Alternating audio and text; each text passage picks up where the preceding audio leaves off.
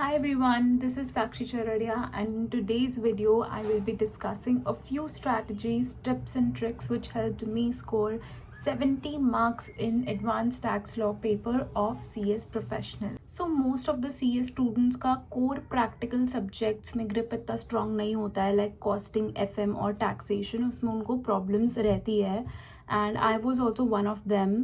कितना भी प्रैक्टिस कर लो उन सब्जेक्ट्स को बट कॉन्फिडेंस नहीं आ पाता था. I scored 70 marks in taxation in CS Professional by diligently following these few strategies, and you too can score an exemption in taxation and for that matter any practical subject by following just a few steps that we're about to discuss. So advanced tax law paper का जो breakup है in CS Professional is 60 marks for GST, 10 marks for customs and 30 marks for DT. So what we do is हम GST पे ज़्यादा focus करते हैं और DT और कस्टम्स को इतना इंपॉर्टेंस नहीं देते हैं बिकॉज कंपेयर टू उसका सिलेबस उसका मार्क्स का अलॉटमेंट काफ़ी कम रहता है. But you have to understand that it accounts for 40 marks of your paper. So first thing is that you have to understand that DT और कस्टम्स को भी आपको इक्वल इंपॉर्टेंस देना पड़ेगा एंड उसके भी क्वेश्चंस आपको सॉल्व करने हैं.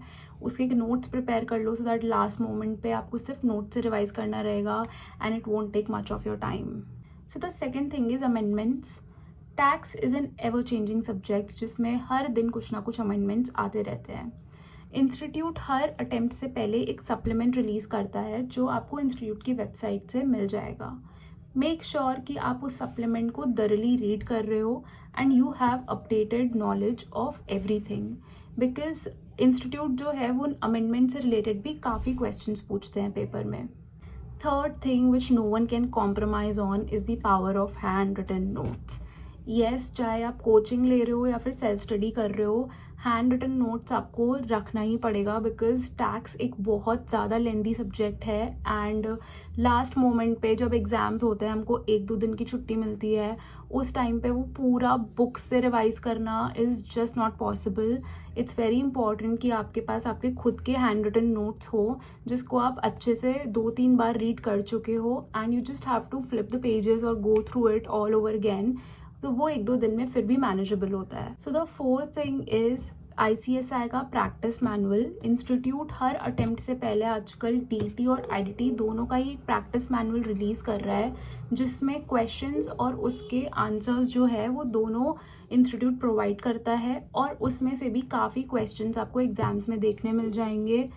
इंस्टीट्यूट एक ओवरव्यू दे देता है that what kind of questions are expected in the exams. So make sure कि आप उस ICSI प्रैक्टिस मैनुअल को अच्छे से सॉल्व करके जा रहे हो और एटलीस्ट 1-2 बार आपने देख लिया उन क्वेश्चंस को सो दैट आपको एक आइडिया भी मिल जाएगा कि कैसे क्वेश्चंस पूछे जाएंगे और आंसर्स को किस तरीके से प्रेजेंट करना है आपको. सो द फिफ्थ थिंग जो कि बहुत ही कम लोग आपको बताएंगे इज़ ICAI का स्टडी मटेरियल जो कि उनका मॉड्यूल रहता है. हर चैप्टर के पीछे उनके कुछ क्वेश्चन आंसर्स रहते हैं. मेक श्योर आप वो क्वेश्चन आंसर्स भी करके जाओ बिकॉज कोई भी आपको डायरेक्ट क्वेश्चन नहीं मिलेगा वहाँ पे, सारे कंसेप्चुअल बेस्ड क्वेश्चन होंगे और ऐसे ही क्वेश्चन जो है वो ICSI के आपको पेपर में मिलेंगे. So even if you don't have the time कि आप सारे क्वेश्चंस को खुद से प्रैक्टिस करो, जस्ट मेक श्योर कि एटलीस्ट आप एक बार उन क्वेश्चन आंसर्स को देख लो so that you have an idea कि अगर इस टाइप के कंसेप्चुअल क्वेश्चंस आते हैं पेपर में तो आपको किस तरीके से उसका आंसर प्रेजेंट करना है. Believe me it will make all the difference. मेरे खुद के अटैम्प्ट में बहुत सारे ऐसे क्वेश्चंस आए थे जो मैंने ICAI के स्टडी मटेरियल से प्रैक्टिस करे थे and it really helped me to answer all those questions. So the next thing is कि अगर आपके पास कुछ एक्स्ट्रा टाइम है तो ICAI हर अटेम्प्ट से पहले रिविजन टेस्ट पेपर और mock test paper that is RTP और MTP DT IDT दोनों का सेपरेटली रिलीज़ करती है. आप वो भी प्रैक्टिस कर सकते हो. It has all the questions और उसके सजेस्टेड आंसर्स भी रहते हैं.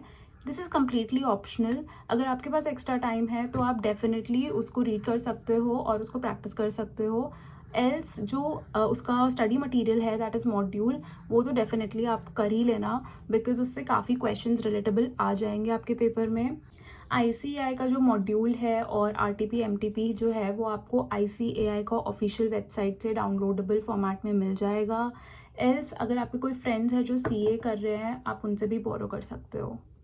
And the last thing is कि आप कोई भी जब प्रैक्टिकल सब्जेक्ट का पेपर देते हो तो मेक श्योर कि आप 1-2 बार उसका फुल फ्लेज टेस्ट अटेम्प्ट कर चुके हो, because it will make you gain more confidence in that paper. आप कोई भी टेस्ट सीरीज ज्वाइन कर सकते हो इस चीज़ के लिए, एंड आपकी आंसर राइटिंग प्रैक्टिस भी हो जाएगी इससे. That is all, you're all sorted. All the very best for your preparation. और कोई भी आपको डाउट्स हो तो आप कमेंट सेक्शन में मेंशन कर सकते हो. I would be more than happy to reply. I hope you found this video useful. If so, please share it with your friends and colleagues who might need this. Subscribe to my channel for related content and hit on that like button. Thanks a lot for watching. See you again.